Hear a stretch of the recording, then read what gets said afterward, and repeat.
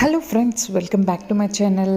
So ఆలూతో ఏది చేసినా చాలా టేస్ట్ బాగుంటుంది కదా ఫ్రెండ్స్. ఈరోజైతే నేను ఆలూ టిక్కా అయితే చేస్తున్నాను. చాలా బాగుంటుంది, ఒక్కసారి ట్రై చేయండి. అండ్ ప్రాసెస్ కూడా చాలా సింపుల్. ఒక్కసారి తిన్నారంటే ఇంకా మర్చిపోలేరు. So let's get started. So first అయితే నేను ఆలు చక్కగా పీల్ తీసుకుంటున్నాను, ఉడకబెట్టినవి.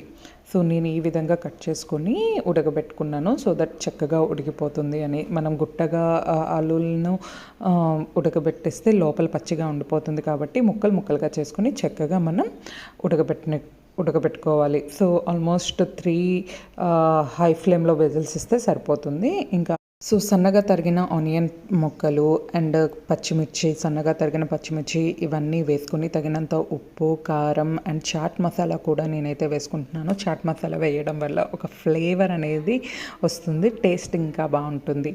సో చాట్ మసాలా కూడా వేయండి, కొంచెం గరం మసాలా కూడా వేసుకోవాలి. ఆ తర్వాత చక్కగా మనం వీటిని పేస్ట్ లాగా చేసుకోవాలి. నేనైతే చేతిలోనే చేసుకుంటున్నాను. మీ దగ్గర ఒకవేళ ఇంకేదైనా పేస్ట్ చేసుకోవడానికి ఉంటే దాంతో కూడా పేస్ట్ చేసుకోవచ్చు. సో నేనైతే చేతిలోనే చేసుకుంటున్నాను. సో చేతిలో చేసుకున్న తర్వాత అవి ప్యాన్లో ఆయిల్ అండ్ కొంచెం ఘీ కూడా వేసుకుంటున్నాను. ఘీ వేసుకోవడం వల్ల ఇంకొంచెం టేస్ట్ బాగుంటుంది అండ్ స్మెల్ కూడా బాగుంటుంది. సో వీడియోలో చూపించే విధంగా మనం చక్కగా వేయించుకోవాలి.